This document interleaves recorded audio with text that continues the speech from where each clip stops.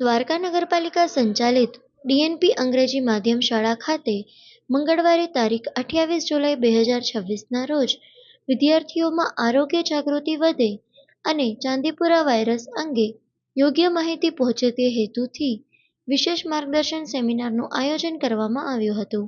કાર્યક્રમ દરમિયાન તાજેતરમાં ચર્ચામાં રહેલા ચાંદીપુરા વાયરસ વિશે વિગતવાર માહિતી આપવામાં આવી હતી તેમજ તેના લક્ષણો, બચાવના ઉપાયો અને સમયસર સારવારનું મહત્વ સમજાવવામાં આવ્યું હતું.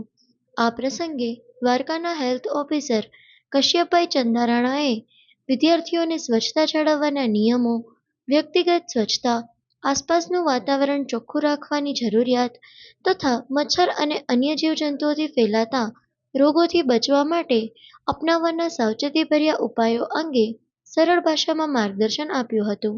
તેમણે જણાવ્યું હતું કે જાણકારી જ સૌથી મોટો બચાવ છે, તેથી દરેક વિદ્યાર્થીએ આરોગ્ય પ્રત્યે સજાગ રહી પોતાના પરિવાર અને સમાજમાં પણ સ્વચ્છતાનો સંદેશ પહોંચાડવો જોઈએ.